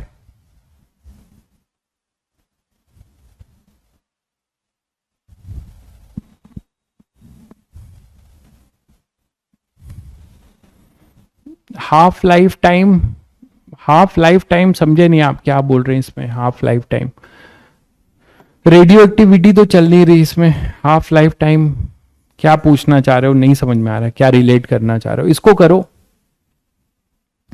तो पी एवरेज अपने पास आ जाएगा v²/τr, इसको अलग अलग करोगे तो dt का 0 से टाउ प्लस e⁻⁻²t/τ 0 से टाउ अलग अलग कर लेंगे, और क्या होगा -2, फिर e⁻⁻t/τ dt, और ये हो जाएगा अपना 0 से टाउ। बोलो भाई, क्लियर हो गया होगा सबको? अब तो कर लोगे। हाँ, टाइप करने में मुश्किल हो रही होगी, बिल्कुल मानते हैं, इसमें कैसे टाइप करोगे आप लोग? तो फिर भी बहुत कुछ टाइप करते हो, मुझे बोला जाए तो मैं शायद कुछ भी ना करूं। v एवरेज v²/τr, मैच कर लीजिए, टाउ क्रॉस चेक हो जाएगा, e⁻⁻2t/τ, तो ये हो जाएगा e⁻⁻2t/τ, है ना, अपॉन में कोविशेंट से डिवाइड करते हो तो -2/τ, और ये लिमिट जाएगी 0 से टाउ, ये लिमिट जाएगी 0 से टाउ, ठीक है। उसके बाद से क्या होगा, -2, यहां पे आ जाएगा e⁻⁻t/τ, अब तो कर लोगे शायद, 0 से टाउ, और यहां पे आ जाएगा -1/τ, अब तो कर ही लोगे, ठीक है। तो अब कर लेना, ये यहां से आपको एवरेज मिल जाएगा, यहां से आपको एवरेज मिल जाएगा। यहां पे जब पुट करोगे तो ई में फंक्शन बनेगा v²/r 2e² plus 4e minus 1/2e², अच्छा ऐसा कुछ आ रहा है, ठीक है भाई। पी एवरेज लक्ष्य क्या रिकैप करूं, देखो पी एवरेज का फॉर्मूला पहले पी इंस्टेंटेनियस निकाल लो as a function of time, और पी एवरेज तो आप कितनी बार एवरेज, कोई भी function y as a function of x हो उसकी एवरेज वैल्यू कैसे निकालते हैं, integration y dx xi to xf upon dx xi to xf, वही काम किया गया है। यहां पे हमें एवरेज p निकालना है, p हमें फंक्शन ऑफ टाइम पता है, तो p dt 0 से टाउ, मैंने एक टाइम कांस्टेंट दे दिया है, हो सकता है आपसे जनरल पूछे 0 से t, तो बस वहां से ये निकाल रहे हैं और कुछ नहीं है। वन टाइम कांस्टेंट क्या है, अच्छा आरसी सर्किट नहीं पढ़े हो, आते हैं वो भी बता देता हूं, फिर बताना पड़ेगा मतलब, तो ये आप यहां से कर लेंगे। एक भाई पूछ रहा है वन टाइम कांस्टेंट क्या है, तो टाइम कांस्टेंट ये सब वही है जो आपने आरसी में पढ़ा है।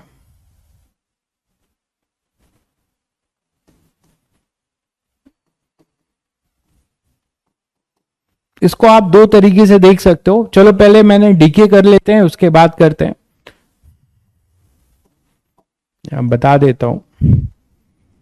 तो one time constant of LR circuit in terms of growth of current हम निकाल रहे हैं, इसको डिफाइन कर रहे हैं in terms of growth of current.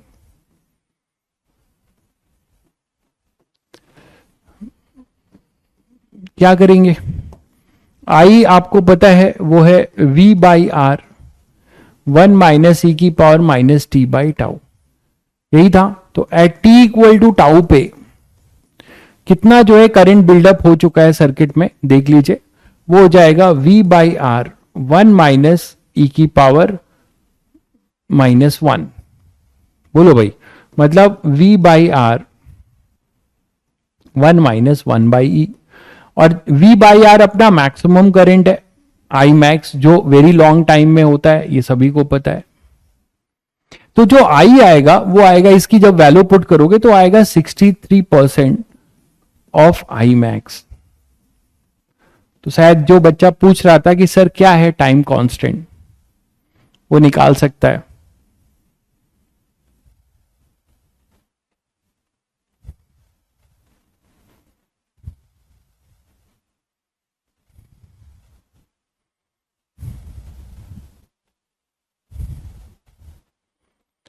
Clear है? हाँ भाई, आईआईटी में लोग डोनेशन देते हैं, जो अब जब आप भी एलुमनाई बन जाओगे ऋषि, तो आप भी दोगे। आईआईटी दिल्ली में कभी जाना तो आईआईटी दिल्ली का जो कंप्यूटर साइंस का डिपार्टमेंट है वो पूरा का पूरा जो है भारतीय एयरटेल के मालिक ने बनाया है। और भारतीय एयरटेल के मालिक मतलब वो आईआईटी एलुमनाई थे। उन्होंने जो है जब इतनी बड़ी कंपनी खड़ी कर ली, तो भाई जिस चीज से, जिस ब्रांड वैल्यू से आप वहां तक गए हो, तो उन्होंने एज ए रिटर्न जो है, सोसाइटी से हम कुछ पाते हैं तो कुछ देने की चाह रखना चाहिए, जो कि ना के बराबर रहता है। तो वो चीज जो है उन्होंने दी। तो आईआईटी एलुमनाई का बहुत बड़ा रोल रहता है। गवर्नमेंट की जो फंडिंग है वो तो निग्लिजिबल है, उन्हीं के दम पे चीजें चल रही हैं एक तरीके से। तो आई जो होगा 63% ऑफ आई मैक्स। गवर्नमेंट की फंडिंग वहां पे ज्यादा होगी भाई जहां पे वोट बैंक होगा, ठीक है, नरेगा में, फ्री राशन पानी में, ठीक है, वहां वो ज्यादा जोर देते हैं। आईआईटी को फंडिंग में ज्यादा जोर नहीं देंगे। आई जो होगा 63% of I max.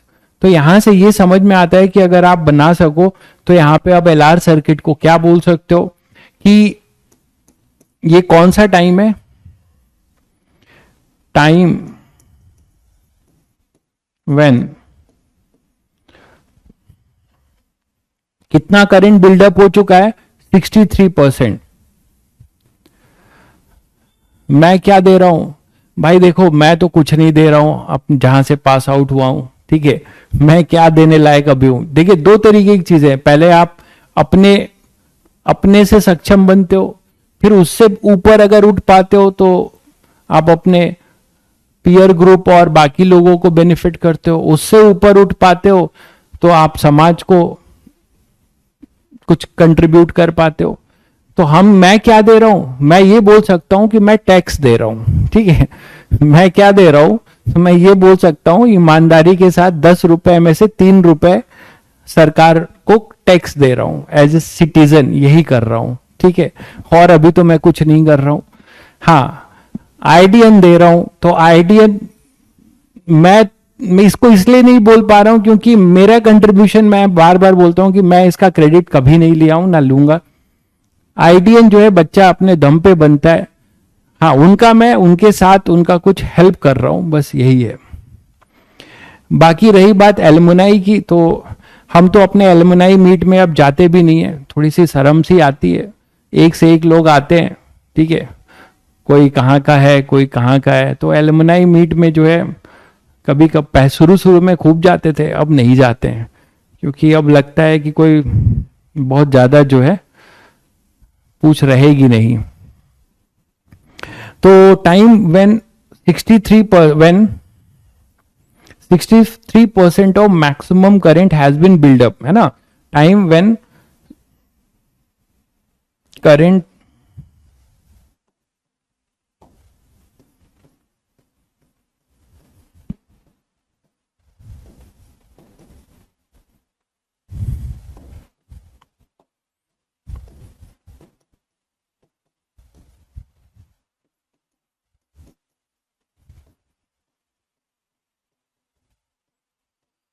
(63% of its maximum value.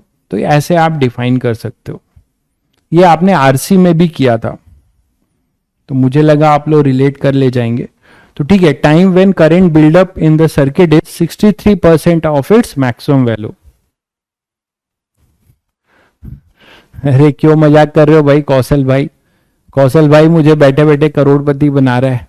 अभी केबीसी खेलूंगा तब बनूंगा करोड़पति, अभी तुम लोग यहाँ पढ़ाई कर लो। ठीक है, time when current buildup in the circuit is 63% of its maximum value. सभी टीचर को वैसे ना समझो यार, है ना, गरीब टीचर भी होते हैं। तो when current buildup in the circuit is 63% of its maximum value. ये क्लियर है सभी बच्चों को? ठीक है, अब आप ये बताओ कि आप इसका ग्राफ तो नहीं, ग्राफ तो बिना बताए भी आप ट्रेस कर सकते हो ग्रोथ ऑफ करंट का। सभी बच्चे कई बार किया आप लोगों ने। t इक्वल टू 0 पे ग्रोथ ऑफ करंट यहाँ पे मैक्सिमम 0 होगी, और फिर वहां से अपनी कौन सी वैल्यू लेगी? मैक्सिमम। कब लेगी? At t tending to infinity पे। तो यही था अपना आई मैक्स, सब कुछ वही है अगर आप रिलेट कर पा रहे हो तो। ये अपना आई वर्सेस आर का ग्रोथ ऑफ करंट का ग्राफ है, और यहीं पर आप बनाते हो क्या? t equal to tau. यहां पर अपना क्या होगा? t equal to tau. इस पे जो आई होगा वो कितना होगा? 0.63 v by R. 0.63 v by R. Clear है सभी बच्चों को?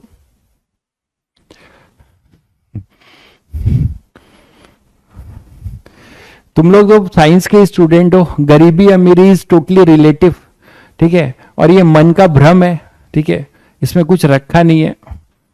आप अपने मन से जो है, बहुत लोग पैसे से जो है बहुत धनी होते हैं, मन से बहुत गरीब होते हैं। मन से गरीब नहीं रहना चाहिए, मानते हो कि नहीं? तब जिंदा दिल आदमी कहलाता है। मन से कभी गरीब नहीं होना चाहिए, वो ज्यादा जरूरी है। उस पर हम काम आप लोग भी करिए, हालांकि फिलहाल तो आपको अभी काम करना है इस पे।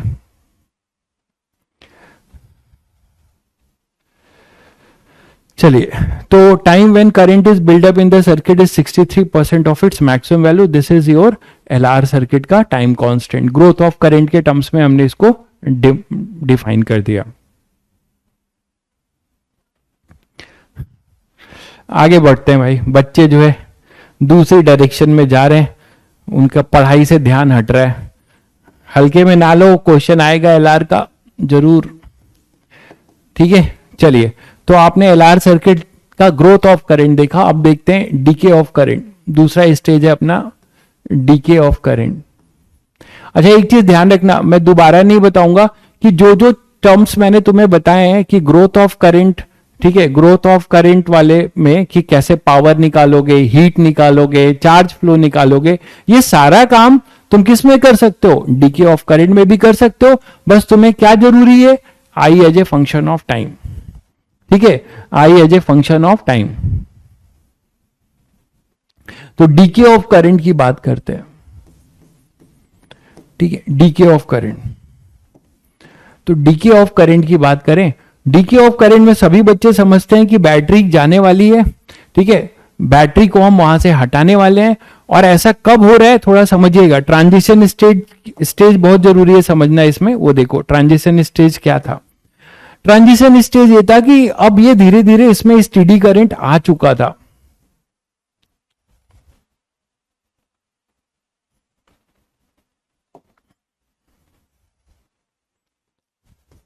यही था अपना।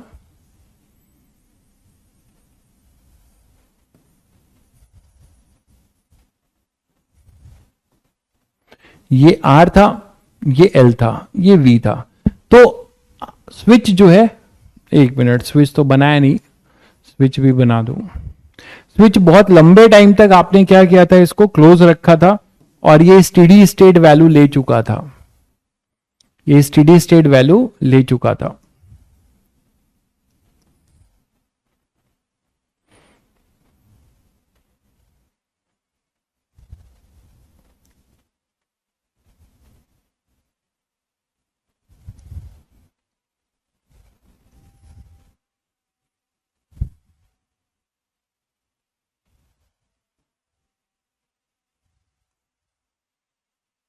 सर्किट का ये स्टेज था। देखो यहां पर अपने पास क्या था? स्विच अपना क्लोज था लंबे टाइम तक, और ये इंडक्टर था जिसका ऑपोजिशन बंद हो चुका था, और ये अपना रेजिस्टेंस था। इसमें मैक्सिमम करंट बिल्डअप हो चुका था। ये कहानी है T इक्वल टू, अभी अब जीरो किसको बोल रहे हैं वो मैटर करता है, देखिएगा।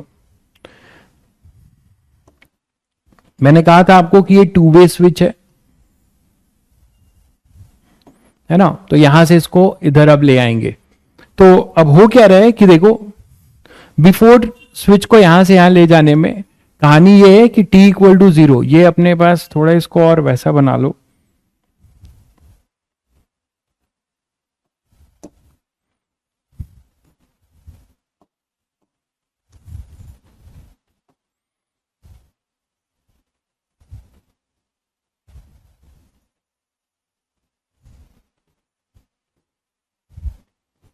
ठीक है, तो यहां से मैक्सिमम करंट बिल्डअप हो चुका है, सर्किट में मैक्सिमम करंट जा रहा है, आई मैक्स कितना है वो V बाई आर। ये कहानी है, ये स्टेज है। ठीक है, अब यहां से क्या कर सकते हो, इस स्विच को यहां से यहां आप इसे क्या कर रहे हो, आप हटा रहे हो। लेकिन हटाने से पहले इसने जो है क्या किया है, मैक्सिमम करंट जो है सर्किट में बिल्डअप हो चुका है, ये ध्यान रखिएगा। मतलब इसका ऑपोजिशन खत्म हो चुका है, ये जीरो रेजिस्टेंस वायर की तरह बिहेव कर रहा है। क्लियर है सभी बच्चों को? अब देखो ये चीज जो है, इसी को अब हम क्या कर रहे हैं, T इक्वल टू 0 किसको मान रहे हैं वो देखो। T इक्वल टू 0 हम मान के चल रहे हैं जब हम इसको स्विच को यहां से यहां कर रहे हैं।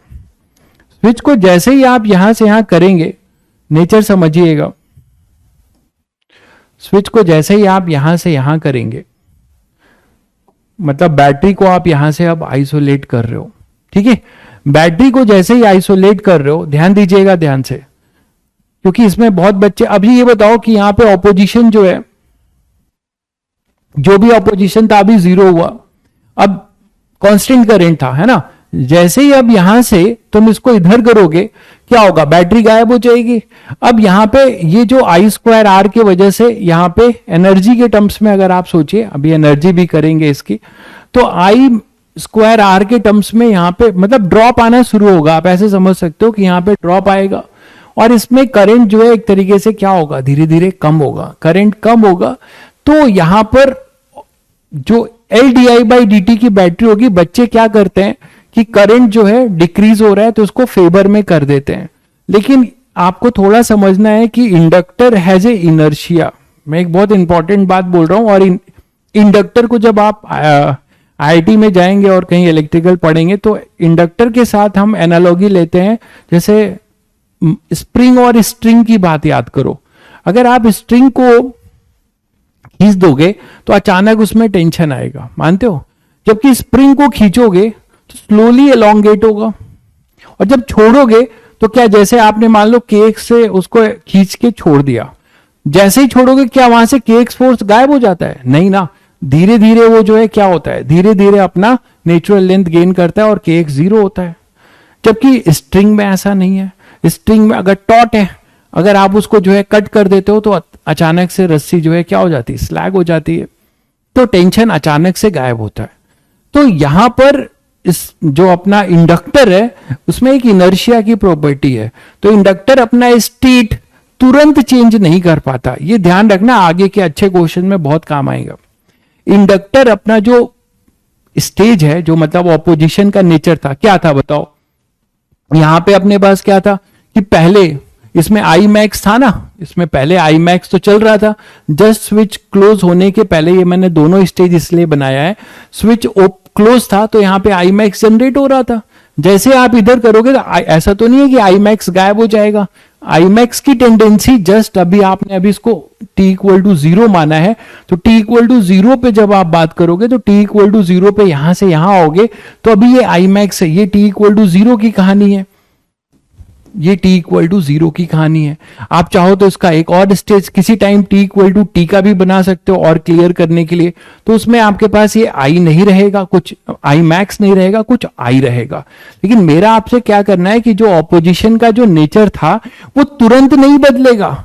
ऐसा नहीं होगा कि आपके पास जो है कि करंट हमारे पास जो है अभी मैक्सिमम थी, अब धीरे धीरे करंट कम होगी, तो ये इंडक्टर का जो L D I by D T की बैटरी है हम ऐसे लगा देंगे इसको फेवर करते हुए, तुरंत नहीं करेंगे। मेरी बात समझ गए? जो पहले का जो ऑपोजिशन है उसी के जैसा बैटरी का जो है पोलैरिटी रहेगा, बट टाइम के साथ वो धीरे धीरे उसको क्या करेगा, नलीफाई करेगा। इस चीज का आपको ध्यान रखना है। क्लियर है सभी बच्चों को? तो यहां पर आपके पास, चलिए एक स्टेज और बना देता हूं मैं बेटर समझने के लिए, कि ये अपना t इक्वल टू 0 था।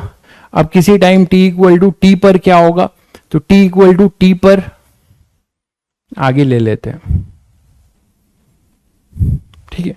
तो किसी time t equal to t की कहानी अगर हम बात करें, तो किसी time t equal to t ले लेते हैं इसको,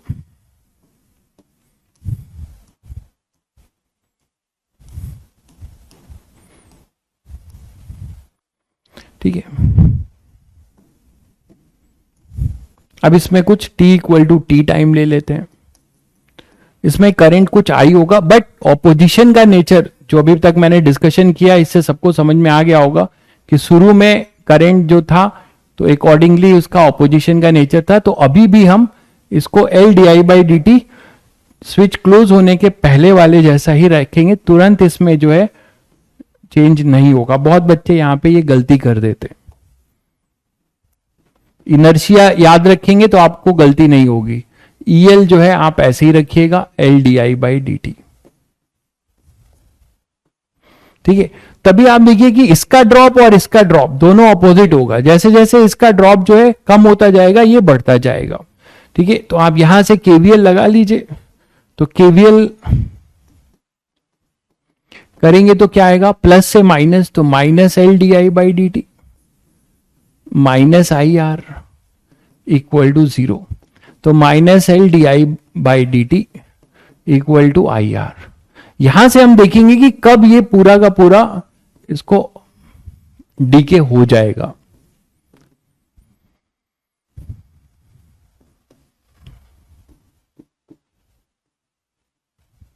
ये आ जाएगा, देख लीजिए। क्लियर है सभी बच्चों को? अभी 11th में ग्रेविटेशन बहुत लंबा सफर है भाई, थोड़ा वेट करो अभी, तब उससे पहले तुमको पढ़ा दूंगा ग्रेविटेशन, उनके पढ़ने से पहले। D I by I is equal to R by L, और ये डी टी। और ग्रेविटेशन की चिंता कैसे कर रहे हो? ग्रेविटेशन की चिंता केवल प्लैनेटरी मोशन की करनी चाहिए तुम्हें, बाकी पोटेंशियल फील्ड सब कुछ तुम पढ़ चुके हो। केवल जाके जो भी पढ़े उसमें 1/4 पाई एप्सिलॉन नॉट को कैपिटल जी और Q1 Q2 को M1 M2 से आप रिप्लेस मारना, सब हो जाएगा, सब पढ़ चुके हो, ठीक है। केवल प्लैनेटरी मोशन आप नहीं पढ़े हो, बाकी इनडायरेक्ट वे में इलेक्ट्रो पढ़ने के साथ साथ जो इलेक्ट्रो का फील्ड और पोटेंशियल है वही ग्रेविटेशन का फील्ड और पोटेंशियल है। आप थोड़ा सा मर्ज करके पढ़ेंगे, आप अपने आप कर ले जाएंगे, सारे फॉर्मूले वैसे ही हो जाएंगे, रेडीमेड तैयार हो जाएंगे। आर बाई एल यहां पर आ जाएगा डी टी। अब बच्चों ये बताओ कि टी इक्वल टू 0 पे यहां करंट क्या देने वाले हो? ये डीके ऑफ करंट चल रहा है, ठीक है। तो टी इक्वल टू 0 पे यहां पे करंट 0 मत दे देना, इसीलिए इतनी मेहनत करके डायग्राम बनाया था। ये देखो टी इक्वल टू 0 पे हमारा करंट कितना था, मैक्सिमम करंट था। तो टी इक्वल टू 0 पे अपना करंट था आई मैक्स, ठीक है। अब यहां पे देखो t इक्वल टू टी पे आप जनरल निकालना चाह रहे हो तो i हो जाएगा, तो minus l n I upon I max is equal to R by L t. तो यहां से सभी बच्चों को समझ में आता है कि जैसे डिस्चार्जिंग ऑफ आरसी सर्किट था वैसे ही फंक्शन आएगा। कितना आ जाएगा अपने पास, आई मैक्स ई की power minus R by L T. दिख गया सभी को? इसी को आप एल बाई आर करके टाउ ले लेते हो, तो I is equal to I max, और आई मैक्स सभी को पता है कितना था, वी बाई आर ई की power minus T by tau. तो this is the general equation of decay of current in L R circuit, ठीक है। तो ये डीके ऑफ करंट है, decay of current in L R circuit.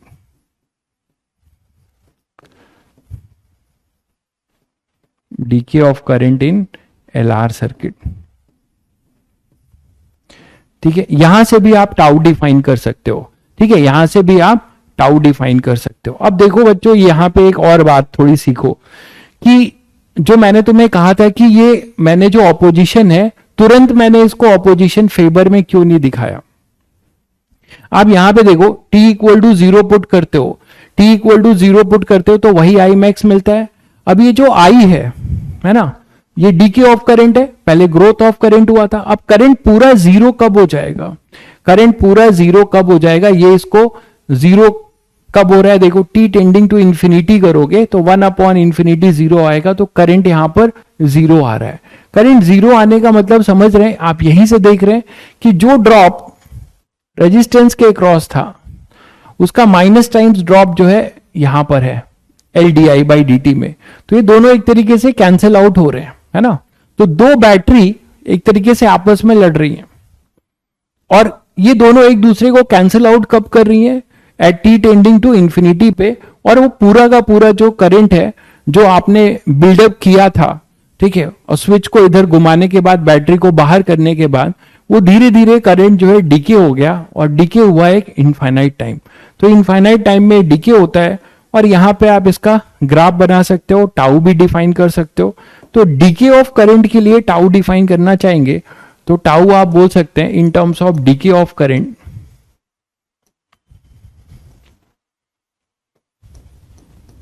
क्या बोलेंगे, I क्या आएगा, at T equal to tau,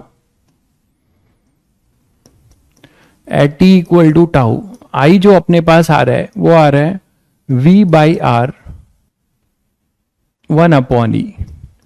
तो वही आ जाता है ये I 0.37 of v by R या I मैक्स, मतलब 0.37 I मैक्स। ठीक है, तो ये चीज तुम्हें लेकिन ध्यान रखना है कि डीके का ये मतलब है, अरे डीके का मतलब लॉस होना भाई, डीके का सिंपल मतलब है कि लॉस होना। ठीक है, डीके का मतलब है कि कोई चीज जो है लॉस हो रहा है उसका। तो 0.37 आई मैक्स, तो 0.37 ये जान लीजिए कि ये इसकी प्रेजेंट वैल्यू है। ठीक है,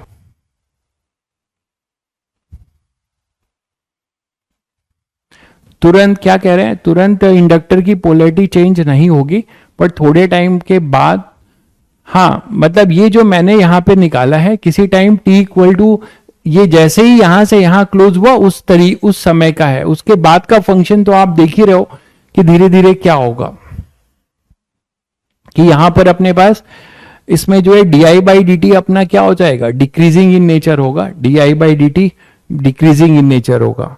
तो 0.37 आई मैक्स, ठीक है, इसको आप ऐसे भी लिख सकते हो कि 0.37 v बाई आर, इसको आप आई मैक्स। तो इसको और क्या पढ़ सकते हो, आप ये पढ़ सकते हो कि ये वो टाइम है, टाइम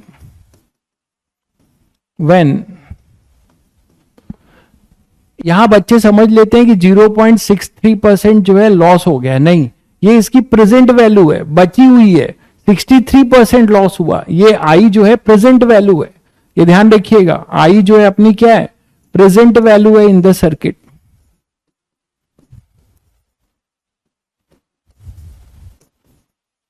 सर्किट में कितना करंट बचा हुआ है ये है वो, ध्यान रखिएगा। तो time when 63% of current has been decayed,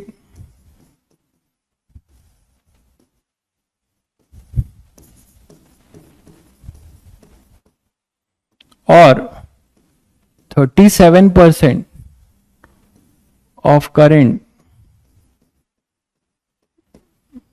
present।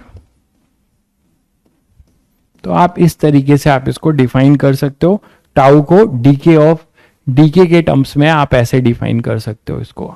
ठीक है, अब ग्राफ बनाना चाहोगे तो ग्राफ भी बना सकते हो। ग्राफ इसका डिक्रीजिंग फंक्शन होगा, डीके है, तो करंट का graph as a function of time जो है वो अगर आप बनाओगे तो वो आपका क्या होगा,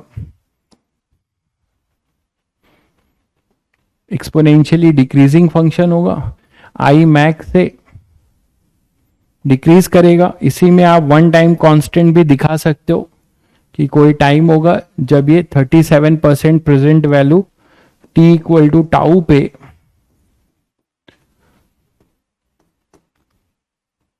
0.37 आई मैक्स रहेगा, है ना। ये अपने पास बचा रहेगा 63% लॉस होगा, 37 बचा रहेगा। क्लियर है। क्वेश्चन में क्या यूज होगा, देखो कभी कभी डायरेक्ट क्वेश्चन पूछ देते हैं स्टैंडर्ड एलआर सर्किट का, तो आप डेराइव करने के बजाय डायरेक्ट फॉर्मूला यूज कर लेना, यही यूज है। जेई मेंस में खासकर कई बार पूछे गए डायरेक्ट रिजल्ट पे क्वेश्चंस, ठीक है। अच्छा, तो डीके ऑफ करंट की में बाकी चीजें भी कर लोगे, जैसे कि लॉस निकालना हो या फिर हीट निकालना हो, कर लोगे, है ना। तो पावर के लिए सभी चीज I as a function of time है, तो आप चार्ज फ्लो कितना हुआ ये सारी चीजें बना सकते हो कि कितना चार्ज जो है सर्किट में फ्लो हुआ, है ना। आई अगर आपको पता है तो यहाँ पे बस एक ही चीज आपको पता होनी चाहिए, वो क्या होनी चाहिए, V/R e⁻⁻⁻ तो आपको चार्ज फ्लो, इसमें चार्ज फ्लो इस अभी जो किया इसमें भी पूछा जा सकता है, तो आप dQ/dt लिखकर चार्ज फ्लो निकाल सकते हो इंटीग्रेट करके, जिस टाइम से जिस टाइम के लिए आपसे पूछा जाए, तो आप V/R -T/τ/dt, ये सब नया नहीं है आपके लिए, जिस टाइम के लिए पूछा जाए आप उतने टाइम के लिए चार्ज फ्लो निकाल सकते हो, है ना। हीट डिसिपिएशन,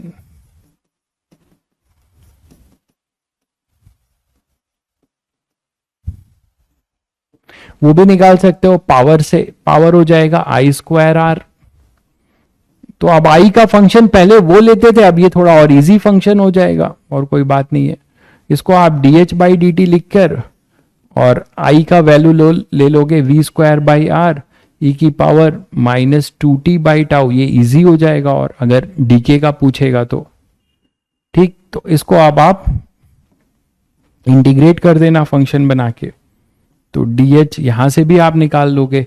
तो देख लेना आपसे कब का पूछ रहा है, ग्रोथ का पूछ रहा है कि डीके का पूछ रहा है, जल्दीबाजी मत कर लेना।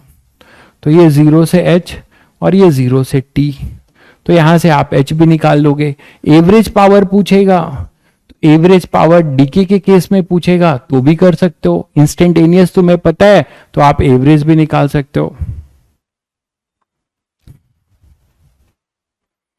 तो यहां से P एवरेज क्या हो जाएगा, एक भाई कह रहा है सर आप रेस्ट ले लीजिए, अरे मेरे भाई मैं रेस्ट ले लूंगा ना तो अभी आगे आपके लिए वो बहुत बड़ी लायबिलिटीज बन जाएगी। तो मैं तो 4 दिन 5 दिन आपकी 4 दिन क्लास मिस हुई उसी में बेचैन हो गया, ठीक है। P एवरेज क्या हो जाएगा, P एवरेज, क्योंकि मैं नहीं चाहता कि जब रिजल्ट निकले तो मेरे अंदर कोई रिग्रेट हो कि मैंने अपने बच्चों को जो है कुछ गुंजाइश कर दी अपनी तरफ से, नहीं तो आज और बच्चे सेलेक्ट हुए होते या इस बच्चे की और अच्छी रैंक आ गई होती। ये गिल्ट मैं नहीं रख के जीना चाहता हूं, मैं आज तक इसी मूड में पढ़ाया हूं, ठीक है। तो जितना टाइम है, जितना भाई कुछ चीजें हैं जो हमारे आपके हाथ में नहीं है, जैसे कि अब बीमार पड़ जाना, अचानक कुछ हो जाना, this is a not in our hand, ठीक है। तो इसीलिए जो है मैं तुम लोगों को भी एक बात बोलता हूं कि हम लोग कितनी भी मेहनत करते हैं, सब कुछ करते हैं, मानते हो कि नहीं, हम लोग बहुत सारी चीजें करते हैं और चाहते हैं कि हम अपने एफर्ट से सब कुछ अपने कंट्रोल में कर लें, बट सभी को पता है कि कुछ भी कंट्रोल में नहीं है। हाइजेनबर्ग अनसर्टेनिटी प्रिंसिपल, है ना, हाइजेनबर्ग ही था ना अनसर्टेनिटी प्रिंसिपल, कि जब आप मोमेंटम को मेजर करने के लिए जाते हो, है ना, तो आपका जो है पोजीशन गड़बड़ होता है, जो पार्टिकल नेचर, और अपना पढ़ा होगा तुम लोगों ने, एटॉमिक स्ट्रक्चर में पढ़ा होगा, बड़ा फेमस था 12th क्लास में अपना। तो अनसर्टेनिटी प्रिंसिपल ये हमारे साथ भी है, आपके साथ भी है, एक चीज ठीक करोगे तो दूसरा गड़बड़ होगा। तो मेरा आपसे यही कहना है कि जो बच्चे बहुत ज्यादा कॉन्शियस हो जाते हैं कि मैं पढ़ के सब कुछ करके सब व्यवस्थित कर दूंगा, ऐसा मत सोचिए। आप केवल ऑनेस्टी से अपना एफर्ट दीजिए, ठीक है। इससे आपको 2 राहत होगी, क्योंकि आपको कुछ चीजें जो है वो छोड़ देना चाहिए कि वो हमारे हाथ में नहीं है। जब आप ऐसा करके चलोगे ना तो आप सेटिस्फैक्शन फील करोगे, ठीक है, और परेशान कम रहोगे। और जो बच्चा कम परेशान रह के ये जो जर्नी को ट्रैवल कर रहा होगा, ठीक है, वो नो डाउट वो अच्छा कर जाएगा, ठीक है। बहुत बच्चे घनघोर मेहनत कर रहे हैं, बहुत ज्यादा मेहनत कर रहे हैं, बट जितना वो मेहनत कर रहे हैं ना, अब देखिए यहीं पे मैं आपको एलआर सर्किट से समझा देता हूं या आरसी सर्किट से समझिए। आपके पास दो एलिमेंट है, एक आपके पास या तो इंडक्टर है या कैपेसिटर जो एनर्जी स्टोर करता है, और एक है अपना रजिस्टर। तो रजिस्टर वाले कैरेक्टर को आपको अपने अंदर कम करना है। रजिस्टर वाले कैरेक्टर को कम करेंगे आप, तो आप क्या करेंगे कि जो भी आप काम कर रहे हैं वो पॉजिटिव एनर्जी में जाएगी। और कुछ बच्चे क्या करते हैं कि काम करने के साथ साथ बहुत ज्यादा जो है रिजल्ट ओरिएंटेड होते हैं, बहुत ज्यादा रिजल्ट हो, तो वो एक रजिस्टर कैरेक्टर को बिहेव करता है। वो एक तरीके से रजिस्टर कैरेक्टर को बिहेव करेगा। कैसे कि जितना ज्यादा आप रिजल्ट ओरिएंटेड होंगे, मान लीजिए टेस्ट में नंबर गड़बड़ाई गए, 2 दिन भाई फ्रस्ट्रेट रह गया, घूम रहा है, पढ़ाई छोड़ दिया, सब कुछ छोड़ दिया, तो वो उतने टाइम तक उसकी जो एनर्जी वो डिसिपिएट ही हो रही है। मानते हो कि नहीं? तो यहां पर जो है आपको वही चीज सोचना है कि बहुत सारी चीजें छोड़ देनी चाहिए। हम अपना काम कर रहे हैं और खुश रहने का है। मैंने तो यही आपको पर्सनल एक्सपीरियंस में बता रहा हूं। हालांकि ये मैं अब बता रहा हूं, जब मैं भी तैयारी करता था तो मैं भी रहता था, बट इतना नहीं रहता था। खैर इतना नहीं रहता था जितना बहुत बच्चे बहुत ज्यादा परेशान होते हैं। और आपने सुना है कि बहुत बच्चे फिर बहुत ड्रास्टिक कदम भी ले लेते हैं। अरे ऐसा कुछ नहीं करने का है। लाइफ बहुत बड़ी है, लाइफ में बहुत चीजें तुम्हें करनी है। ठीक है, ये तो आपका पहला पड़ाव है। इस पड़ाव में आप बस आप ऑनेस्टी से काम करो। पड़ाव मिले तो ठीक, ना मिले तो ठीक, आप आगे ही जाएंगे अगर आपको अपने अंदर कोई रिग्रेट नहीं है तो। ठीक है, चलिए तो खैर एवरेज पावर की बात करते हैं। एवरेज पावर आप लोग निकाल लोगे। यहां पे एक आर में डिनोमिनेटर में फिर गड़बड़ हुआ है, ये आर कट रहा है, तो यहां पे एक आर निकाल लीजिए। ठीक है, तो पी एवरेज भी सभी बच्चे बता सकते हैं क्या होगा। पी इंस्टेंटेनियस डी टी, 0 से टी। बहुत सारे क्वेश्चन तुम लोगों को मिलेंगे, तो ये जनरल है, इसको स्कोरिंग होते हैं, ये सब मेंस में खूब पूछते हैं ये सब। तो P average D T, P average का फंक्शन आप यहां से बता ही सकते हो। ये रहा तुम्हारा पी एवरेज, आई स्क्वायर आर डी टी बना लोगे। अब पी एवरेज जो होगा वो क्या हो जाएगा, आई स्क्वायर आर, और आई स्क्वायर आर डी टी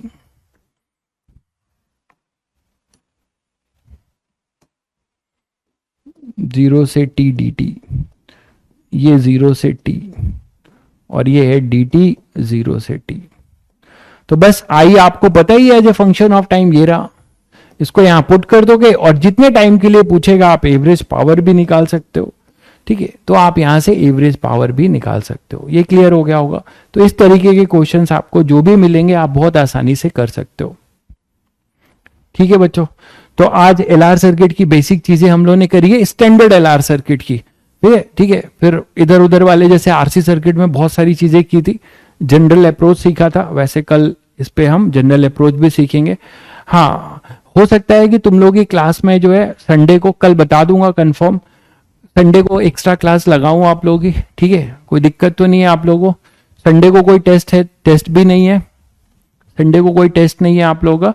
तो ये जो कुछ लॉस हुआ है इसको कंपनसेट करेंगे। 2 घंटे की संडे को एक्स्ट्रा क्लास सोच रहा हूं। ठीक है, आज देखूंगा, आज मैंने क्लास लिया है, अभी एक क्लास और है। कंडीशन आंख की मेरी कैसे रहती है, ठीक है, लेकिन मैं 99% है कि मैं आपकी क्लास लगाऊंगा। ठीक है, और उसको जो है, हाँ शाम में मतलब वो क्लास जो चलेगी वो आपकी 3:30 से या 4 to 6 हो जाएगी, या 3:30 to 5:30 हो जाएगी, यही रहेगी। ठीक है, क्लियर है। तो थोड़ा सा जो है और जो चीजें हैं वो बढ़ जाएंगी। ठीक है, एलआर सर्किट हमारा लास्ट टॉपिक होगा, खत्म ही है अपना। ईएमआई खत्म है। तुम लोग आई थिंक क्वेश्चंस कर भी रहे होगे। तो कितने बच्चों ने मॉड्यूल के क्वेश्चंस ट्राई किए हैं? ईएमआई के कितने बच्चों ने मॉड्यूल के भी क्वेश्चंस ट्राई किए और उनसे हो रहे हैं कि नहीं हो रहे हैं? ठीक है, तो चलिए कल मैं आपको फाइनली बता दूंगा, मतलब लेकिन है ही, क्लास है ही, टाइम बता दूंगा बस आपको कल। ठीक है, तो एक क्लास लूंगा संडे को, एक ही लूंगा। ठीक है, जितना कुछ और कंपनसेट हो जाए। ठीक है, ठीक है, चलिए फिर मिलते हैं कल।